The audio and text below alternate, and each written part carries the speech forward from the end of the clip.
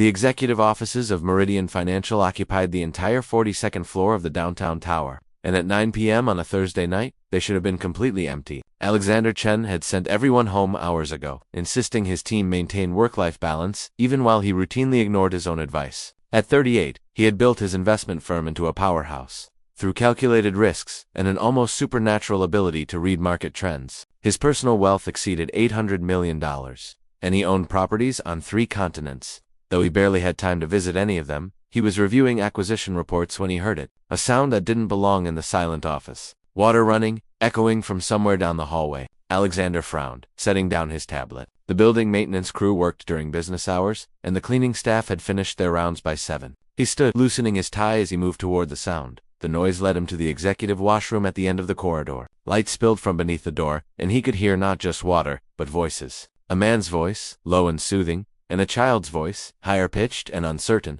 Alexander's hand hesitated on the door handle. Every instinct told him to call security. Unauthorized people in the building after hours represented a serious breach, but something about the tone of that conversation made him pause.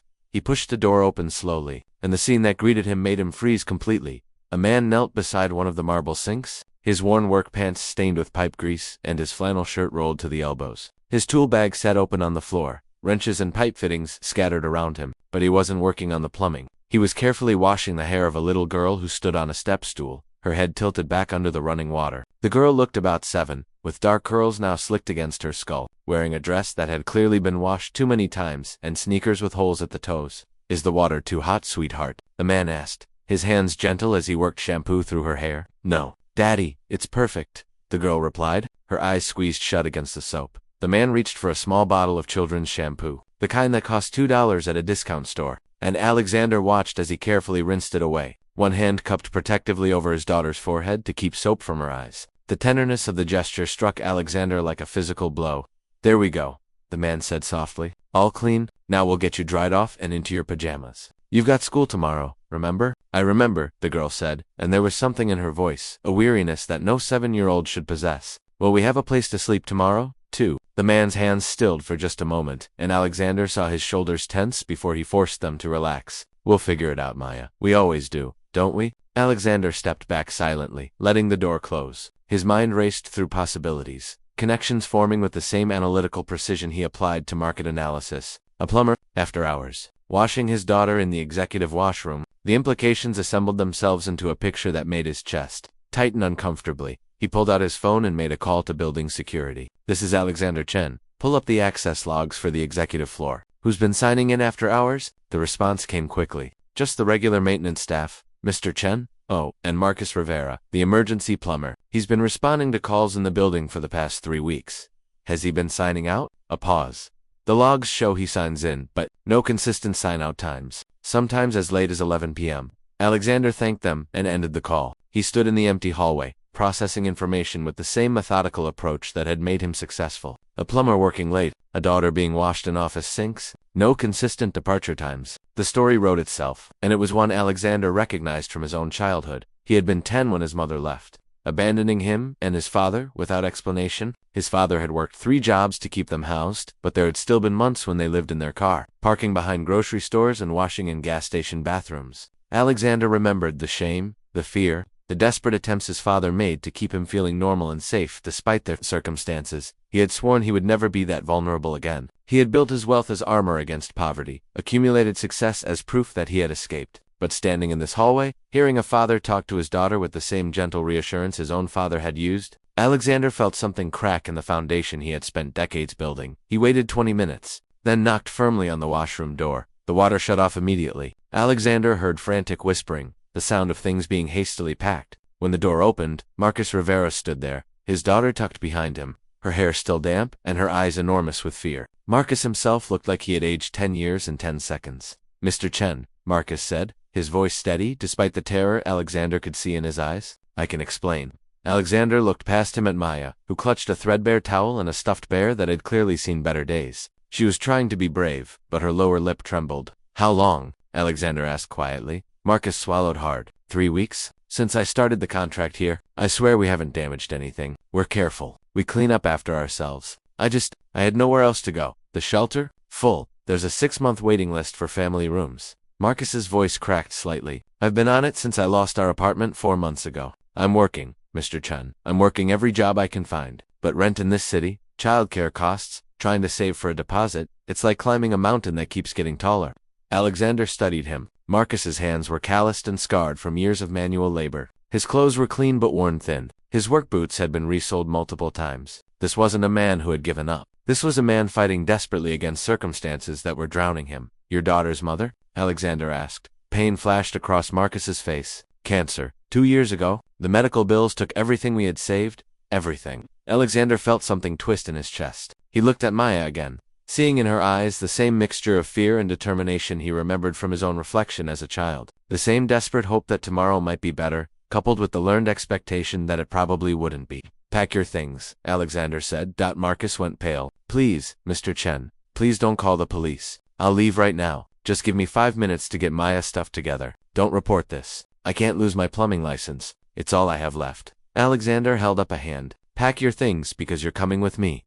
Silence filled the washroom, broken only by the drip of a faucet. What? Marcus whispered. I have a property. A townhouse in the Riverside district. It's been vacant since my last tenant moved out 3 months ago. You and Maya will stay there. Marcus shook his head, confusion and disbelief warring on his face. I don't understand. Why would you? Alexander crouched down so he could meet Maya's eyes at her level. Hi Maya, my name is Alexander. Hi, she whispered, hugging her bear tighter. Your dad is a good father, isn't he? She nodded vigorously. The best I thought so. Alexander stood, looking back at Marcus. When I was your daughter's age, my father and I were homeless for 8 months. We lived in our car and washed in restaurant bathrooms. I remember what it felt like. The fear, the shame, the exhaustion of pretending everything was normal. Marcus's eyes widened. You, me, my father worked himself nearly to death trying to get us stable again. Someone finally gave him a chance. A real chance. A man named Mr. Yamamoto hired him and helped us find housing. I wouldn't be standing here without that intervention. Alexander paused, letting the words settle. So yes, you're coming with me tonight. Tears spilled down Marcus's cheeks, and he covered his face with his hands, shoulders shaking. Maya wrapped her arms around her father's legs, and Alexander felt his throat tighten at the familiar scene. He remembered holding his own father like that, trying to be strong when everything was falling apart. I can't afford, Marcus started. We'll discuss rent once you're stable. For now, consider it an investment in someone who clearly hasn't given up despite every reason to do so. An hour later, Alexander's car pulled up to a charming townhouse with a small front garden and bright blue shutters. Maya had fallen asleep in the back seat, exhausted by emotion and the lateness of the hour. Marcus carried her inside while Alexander unlocked the door and turned on lights. The townhouse was furnished, a benefit of Alexander's tendency to buy properties fully staged and simply never bother changing them. There were 2 bedrooms upstairs, a kitchen with modern appliances, and a living room with a comfortable couch. To Marcus and Maya, it must have looked like a palace. Marcus laid Maya gently on one of the beds upstairs, tucking her in with the thin blanket they had been using. When he came back downstairs, his face was streaked with tears. He had been trying to hide from his daughter. I don't know what to say, he said, his voice raw. Don't say anything yet, Alexander replied. Get some sleep. Tomorrow we'll talk about logistics. I'll need you to keep working your plumbing contracts, but I also have a property portfolio that constantly needs maintenance. If you're interested, I could use someone reliable on retainer. Marcus nodded, unable to speak. Alexander headed toward the door, then paused. Marcus, the fact that you were washing your daughter's hair in that bathroom, making sure she felt clean and cared for despite having nothing.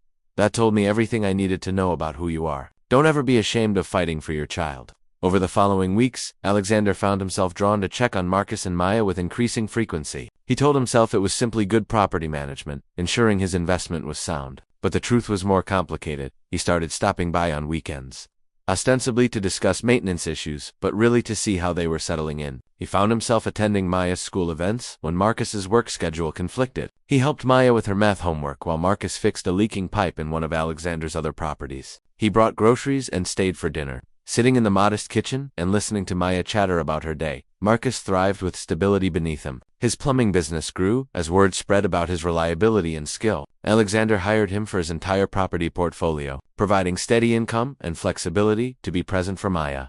The haunted look faded from Marcus's eyes, replaced by something brighter: hope, pride, the confidence of a man who was building something sustainable for his daughter. One evening, 3 months after that night in the executive washroom, Alexander sat on the townhouse couch while Maya showed him a drawing she had made in art class. It depicted 3 figures: a tall man labeled Daddy, a small girl labeled Me, and another tall figure labeled Mr. Alex.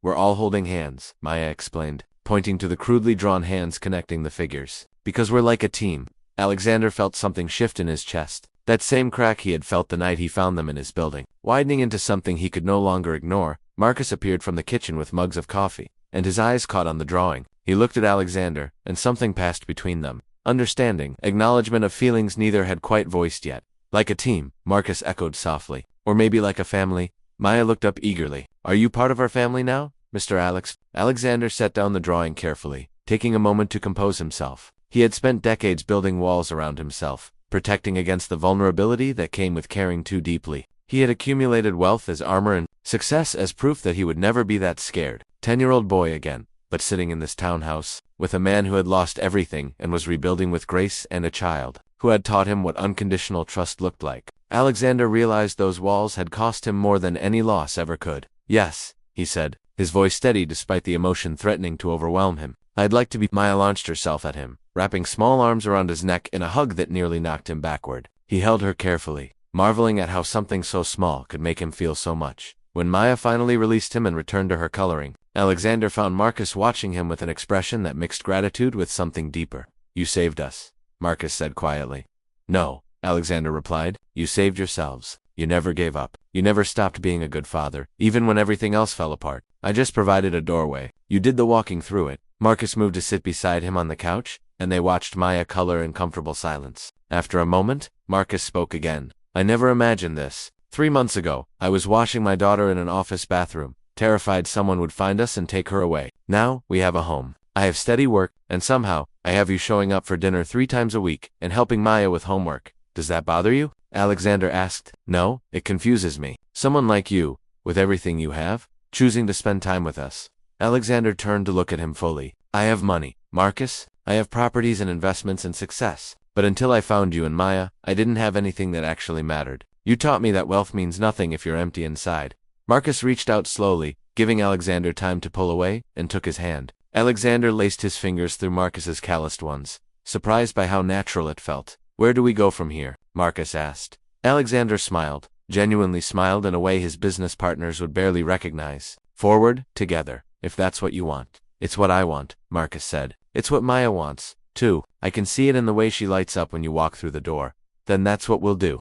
They sat together in the quiet townhouse, holding hands while Maya hummed over her coloring. 2 men who had both survived their own forms of hardship, who had both fought their way back from circumstances that could have destroyed them. 2 people who had found each other in the most unlikely place and discovered that sometimes the greatest wealth came from connection, not currency. Alexander Chen had caught a homeless single dad living in his building, using the executive washroom to maintain dignity for his daughter. He had discovered a father who refused to give up, who fought to keep his child's hope alive with nothing but love and determination, and in the process of offering them shelter, they had offered him something immeasurably more valuable, the chance to build not just a fortune, but a life. Not just success, but meaning. Not just achievement, but purpose. He had been looking for security in all the wrong places, accumulating wealth as protection against the poverty of his past. But Marcus and Maya had shown him that real security came from connection, that real wealth was measured in moments shared, in trust given, in love that grew quietly in the spaces between words. As he sat beside Marcus, their hands intertwined while Maya colored pictures of their found family, Alexander understood that the most important investment he had ever made wasn't in markets or properties. It was in the family he had discovered in an office building after hours, where a father's love had been stronger than circumstance, and a child's trust had changed everything.